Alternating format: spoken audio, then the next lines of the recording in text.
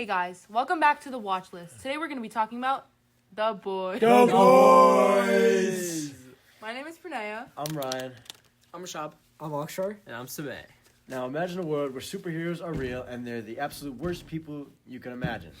The Boys is probably the most politically direct mainstream show on television right now, and it's also an extremely good watch, which is a rare combination. Now, Akshar, let's get into it. Yeah. The premise sounds like really simple on paper, like superheroes existing, but like they're corrupt, and like a group of regular people try to take them down. But the show is doing something way more specific than that, I feel. It's not just like asking what if superheroes or what if heroes were bad. It's asking what if the heroes had to take their power and accountability and what the world would look like if this was like true. And the answer is it pretty much gives us what we exactly have, what we already have with this current government and with the world we have around us, just with people with capes and capes and powers. I think it's very important to mention throughout the show that the heroes are a direct reference to both the people in charge and their pawns. Yeah, like there's certain characters, like certain characters, they have a lot of personality traits and based on real world political figures, and also a lot of specific events. Like there's a lot of parallels to real world events in the show, as we'll see later on. And I think that's what makes it like hit so hard and like so much more relatable than other superhero shows. Like you're watching something that like it kind of feels satire, like it's kind of like trying to be funny, but it actually lines up with everything that you see on the news with our politics currently. Yeah, I mean it gets to a point where it feels like the show is getting less and less satirical and more real. And now let's set up the show properly. Yeah, so The Boys is set in a world where superheroes, also called soups, exist and are managed by like a massive corporation called Vought International. And Vought doesn't just manage superheroes, it manufactures them. So there's something called like Compound V, and it basically creates these powers, and Vaught's been injecting them into babies for decades to build a supply of controllable assets, and these assets are the superheroes themselves. And the most powerful superhero is Homelander, and he's basically the Superman of this world. And unfortunately, unlike the real Superman, he's like very evil, egotistical, but we're gonna get into that later. And right now, he's basically like the face of Vought, and he's the premier team in like the Seven, which is like their Justice League. So the Boys themselves are a group of like civilians and ex-operatives led by this British guy, Billy Butcher, whose wife was assaulted by Homelander. He recruits this guy, Huey, after Huey's girlfriend is accidentally killed by a soup. And the show basically follows around this group trying to expose Vought, take down Homelander and the other soups, using nothing but information, improvised weapons, and a lot of desperate decisions.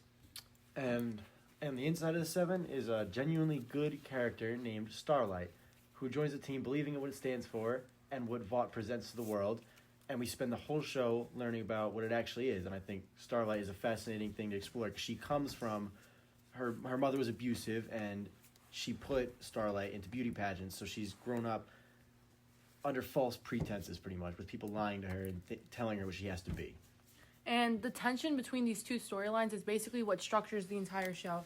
You have the Boys just trying to take down Vought, show the public what is actually happening behind closed doors, and then you have what's happening with these superheroes. They just keep on abusing their powers, and eventually they start slipping up, and all this chaos just starts building up. And yeah. Now let's talk about Homelander, because I think he's like one of the most extraordinary villains that I've seen in television history, at least. Yeah, I definitely agree. Homelander is like a character who needs love more than anything else. He's a sociopath. Yeah, this is his like defining characteristic, and it's like a lot more frightening motivation than just wanting to destroy the world. Like a villain who wants to destroy things is like really simple. You can stop him by stopping the destruction. But like a villain who wants adoration and is already in this like high seat of power is almost impossible to stop, which is why like The Boys is just so interesting, Yeah, like a Homelander was raised in a lab. He has no family, no genuine human connection.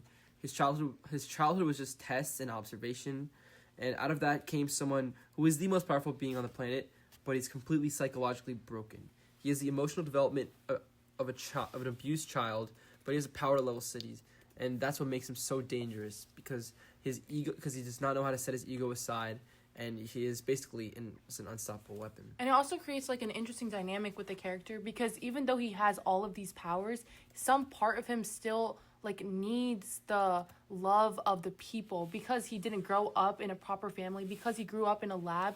He needs the love from the public, and he feeds off of that, and that's what makes him so complicated. Yeah, and also like the scene in season 1 where he finds his childhood room in the vault facility and he's just like sitting there drinking milk alone. He's like one of the most disturbing things in the show. Yeah. God. Not because like anything violent happens, but because you see exactly how he got there, and like it's sad like that he's still a monster. Yeah, I mean, Anthony Starr's performance is one for the ages, I think. He deserves a lot of credit for it. He plays Homelander. It's kind of like an actor within an actor, because he's playing Homelander, and Homelander is somebody who's always performing for the people around him. Even in private, there's a layer of performance for what he thinks he needs to be. And occasionally, this performance drops, and Homelander goes berserk. And underneath, it's just such a raw and broken person, it's hard to watch. And the show uses him to make like a very specific argument about the relationship between power and like the need for validation. Yeah. Oh yeah. Like I feel like the more powerful he gets, the more he needs people to love him like for it. And like he can't tolerate at all being criticized, like not by his own team, not by like the public, and he can't even like tolerate being questioned, you know? And as like the show progresses and his public image starts cracking, like especially like with the Starlighters and all that, he becomes even more dangerous. And not less, because like he's not even trying to protect his image at like this point. Like he's honestly just crazed for like power, and he would use any means to, I guess, like protect his image, no matter how evil it is. Yeah, I remember more so at the beginning, Vought had like this like thing where they would track their points, and Homelander cared so much about that. But then he started losing his shit. And then when Starlight passed him in Yeah. points and like Popularity rating. he became like co-member of the Seven. Man, like Homelander was so mad. Like I think still, like, yeah. he made Yeah. Starlight like sing "Happy Birthday" to him, like as like an ego trip. Which is, Yeah, like, but powerful. more so now, like I feel like he found that he has a small group of people who just love him for and anything. he thinks he's a god. Like in the new season, he literally thinks of himself as a god. And like he wants to become god. Like, he portrays himself as god. God, Literally Jesus. just god. Yeah, No, actually is a he- god. he's saying he's the new It's god. insane. Yeah. And I guess this has its parallels in the modern day, like as more like as populism becomes like a more and more big thing, and like the political divide becomes more extreme. Like let's say you have a political leader like Trump, right? Yeah. He'll go towards towards his Republican or MAGA base. Oh yeah, and And didn't he tweet something with him as like, Jesus. Jesus? Yeah, He did? yeah. Yeah, So he that's why did. that's in the recent episodes. Well, actually, no, they made the episodes. Yeah, They they made made it these before. episodes before. Yeah, it's that's just funny. crazy how like accurate it is to modern day and how I don't even know. Yeah, they make a pretty interesting connection between religion and cult of personality, which I haven't really seen much. So I remember there's this like, a rally scene in the later seasons where Homelander just lasers a bunch of people in public and the whole crowd cheers. It's insane. And like that moment is like the show saying like something very specific about how far public adoration can go before it stops being a check on power, starts being a permission slip. And also that's where like I noticed that's a parallel to Donald Trump, because I've like seen videos on TikTok where they stitch it with a clip of Donald Trump saying how he could go and kill someone like on the streets and like people like won't care. I feel like the show, like especially more recently, they have like they've made a lot of parallels between Donald Trump and Homelander and a lot of political figures in Trump's cabinet in the Seven, especially with this new season. Yeah, I think personally that moment in the show, the rally scene, is a huge turning point where they really kind of break through. Also, I feel like the show is not subtle at all about what it's like trying to reference, because through the rallies and the media manipulation and the base that basically just doubles down, even though Homelander just gets more and more uncontrollable and more just Evil. monstrous, like an evil. It's just like a direct political allegory, and it knows exactly what it's doing. Yeah, and I think that leads us into Vought and what they do, because that is the scariest thing in the show and the most direct comparison to real life. Yeah, like Homelander is terrifying, but he's also a single point of failure. If you like remove Homelander from like the problem, it's kind of solved. But like Vought doesn't work that way. Like Vought is like an institution, and institutions can survive past individuals. And like what I'm saying is like when Stan Edgar, the CEO of Vought, was basically removed, Vought still chugged on. Vought grew actually, right? And that basically shows that like the show understands that like the most durable form of like power is not like from one person, but it's like kind of from like a structure. You know what I mean? Yeah, Stan Edgar, played by Giancarlo Esposito, by the way, incredible performance. Same guy from Breaking Bad. People say that he plays the Gus same Fring. character in every show, but it kind of works. He just brings such like a menacing factor to Vought. Yeah, and with Vought, the thing is, Vought created the problem, Homelander. They manage Homelander. They profit from this, like, Homelander, this problem. And if Homelander ever became more liability than an asset, they would discard him and find another one. The machine continues regardless of who's inside it, and this is what the show, the Kripke, Eric Kripke was like alluding to when he made the show. It's about capitalism and how these big companies just control the markets. Yeah, and like you're saying, like how Homelander was replaceable. He was actually a replacement. Soldier Boy, who was like the main guy that Vought had before, was like the main figure. Like he was the hero of his own team, but like due to like publicity issues, Vought actually just got rid of him, and he's an immortal soup. Yet Vought still has the means and powers to basically stop him, and I think they sent him to Russia and all that. That was an entirely different plotline, but very interesting how like Vought can control their even like most powerful like heroes who look like invulnerable. Yeah, to go back to what like Samay was saying, I feel like that connects directly to like how real institutions protect themselves. Like whether you're talking about corporations like covering up like the harm that their products do, or like media organizations like protecting figures, or police departments like managing misconducts. The institution's first priority is always themselves. That's just how it always goes. Yeah, it's all about saving face. We mentioned before the popularity points for the superheroes.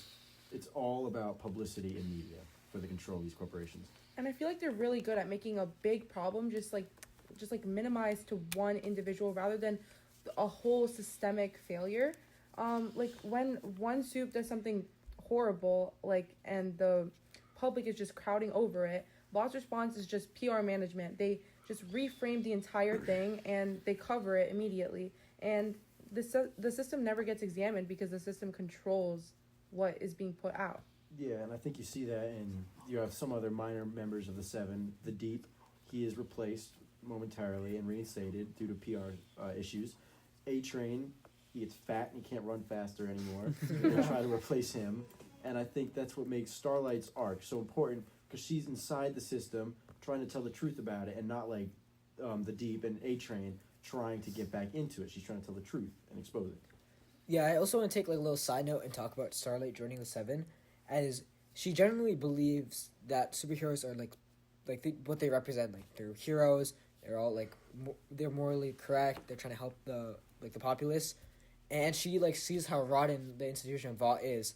I think a big thing is definitely like the sexism in the Seven. Like How she was sexually assaulted. She was sexually assaulted the second she first joined day. the Seven, and that's something that I really give credit for the show, because they like definitely like delve in to like the implications of it. Mm-hmm. And yeah.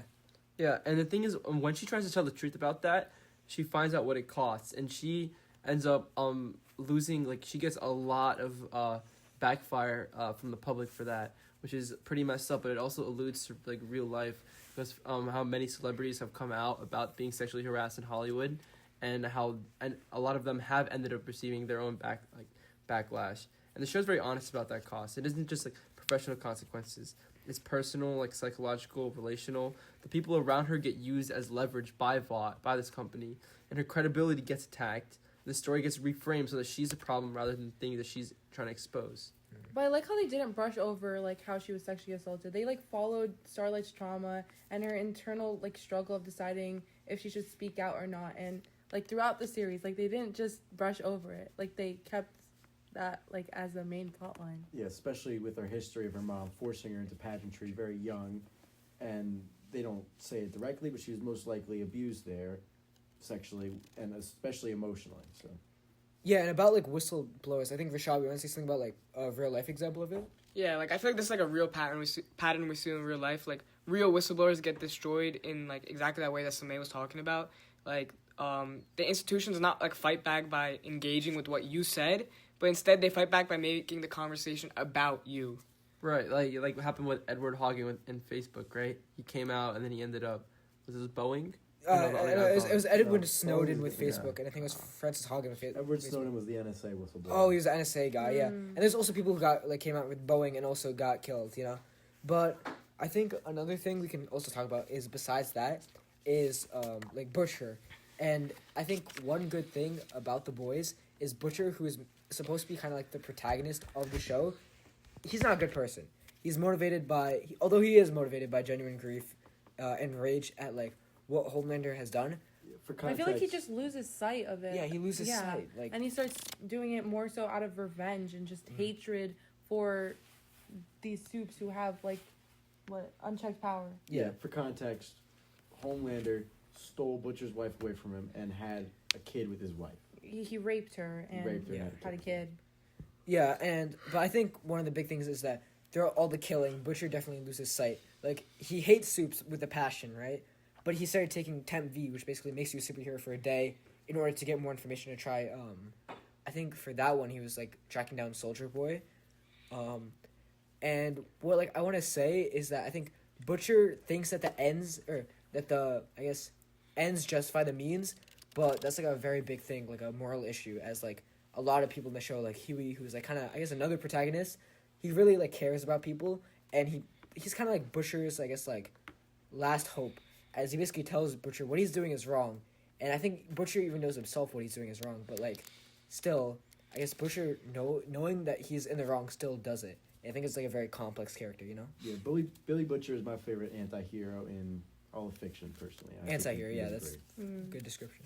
Yeah, so overall, I think The Boys is the most politically serious, like, mainstream show on television right now. And it never stops being entertaining while making its arguments. And it shows all this great character stuff, like with Butcher, with Homelander, and it relates real world events to a made up superhero world. Yeah, I feel like they have a perfect mix. They do brutal when they need to do brutal. They do emotional when they need to do emotional. They cover all the bases, you know. And I think that's all for The Boys. Yep. Yeah. Ah, boy. All right, we'll see you next week for Ted Lasso. Our final episode. Let's go.